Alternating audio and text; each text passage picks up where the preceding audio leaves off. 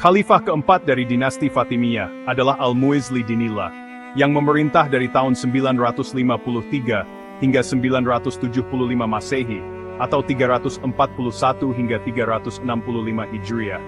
Nama lengkapnya adalah Ma'ad Al-Mu'izz Dinillah ibn Al-Mansur. Ia adalah putra dari Al-Mansur Billah dan menjadi penguasa Fatimiyah yang paling terkenal. Di bawah kepemimpinannya, kekhalifahan ini mencapai puncak kekuatan, ekspansi besar ke timur terjadi, dan pusat kekuasaan dipindahkan dari Ifriqiya, yang kini dikenal sebagai Tunisia, ke Mesir. Ini adalah sebuah langkah strategis yang menjadikan Fatimiyah sebagai kekuatan utama dunia Islam pada pertengahan abad ke-10. Al-Mu'izz naik takhta pada tahun 953 Masehi, menggantikan ayahnya dalam kondisi kekuasaan yang sudah relatif stabil secara internal. Namun, ambisi ekspansi tetap menjadi bagian utama dari rencana strategisnya.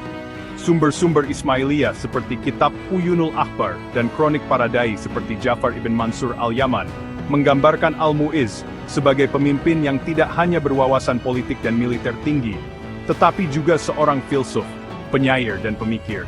Ia memimpin dengan menggabungkan aspek intelektual dan spiritual dalam pemerintahannya. Bagi kalangan Syiah Ismailiyah, Al-Mu'izz bukan hanya seorang khalifah, melainkan juga imam yang divinely guided, penghubung antara umat dan kebenaran gaib. Setelah meneguhkan posisinya di Maghrib, Al-Mu'izz memerintahkan salah satu panglima terbaiknya, Jauhar al-Sikili, atau Jauhar Sang Sisilia, untuk melakukan ekspedisi militer ke arah timur. Pada tahun 969 Masehi, atau 358 Hijriah, pasukan Fatimiyah berhasil menaklukkan Mesir tanpa perlawanan berarti, karena kekuasaan Ikhshidiyah yang sebelumnya menguasai wilayah itu sedang melemah. Jauhar membangun sebuah kota baru, yang kelak dikenal sebagai Al-Qahira, atau Kairo, yang berarti yang menaklukkan, sebagai pusat pemerintahan Fatimiyah. Kota ini dirancang sebagai simbol kekuasaan Fatimiyah, dengan sistem jalan, istana, dan masjid megah. Salah satu pencapaian monumental adalah pembangunan Masjid Al-Azhar, yang kelak menjadi pusat studi dan dakwah Syiah Ismailiyah, serta menjadi cikal bakal Universitas Islam tertua yang masih aktif hingga kini. Pada tahun 973 Masehi, atau 362 Hijriah, Al-Mu'izz sendiri pindah dari Al-Mansuriyah di Maghrib ke Kairo, dan secara resmi memindahkan ibu kota kekhalifahan ke Mesir. Ia disambut dengan perayaan besar dan euforia, karena kedatangannya dianggap sebagai datangnya sang imam yang ditunggu. Pemindahan ini tidak hanya simbolik, tetapi juga strategis, karena Mesir terletak di titik tengah antara dunia Islam Timur dan Barat, memudahkan Fatimiyah untuk menancapkan pengaruh ke Hijaz, Syam, bahkan sampai ke Irak. Dalam catatan sejarawan Sunni seperti Al-Makrizi dalam Al-Khitot dan Al-Tabari, ekspansi ini dilihat sebagai ancaman besar terhadap kekuasaan Abbasiyah di Baghdad, yang pada saat itu tengah mengalami pelemahan oleh Bani Buwai.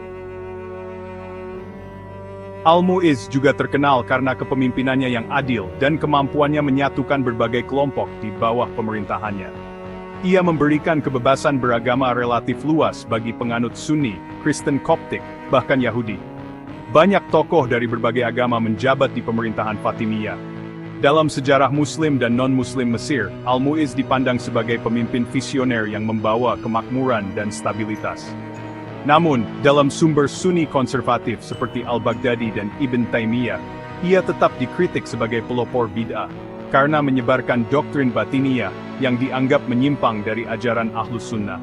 Mereka mengecam pendirian Al-Azhar sebagai pusat penyebaran ideologi yang bertentangan dengan pemahaman syariah Sunni. Kendati demikian, pengaruh dan prestasi Al-Mu'izz tak bisa disangkal, bahkan oleh musuh ideologisnya. Al-Mu'izz wafat pada tahun 975 Masehi, atau 365 Hijriah, di Kairo, dan dimakamkan di Istana Fatimiyah.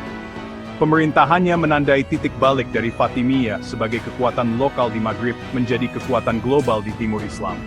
Ia mewariskan kepada putranya Al-Aziz Billah, sebuah kekhalifahan yang kokoh secara militer, politik, ekonomi, dan ideologis. Di mata Syiah Ismailiyah, ia adalah imam besar yang berhasil menegakkan keadilan dan membuka cahaya pengetahuan. Sedangkan dalam sejarah Islam umum, ia adalah arsitek kejayaan awal Fatimiyah, yang visinya mengubah arah sejarah kawasan Islam di abad pertengahan.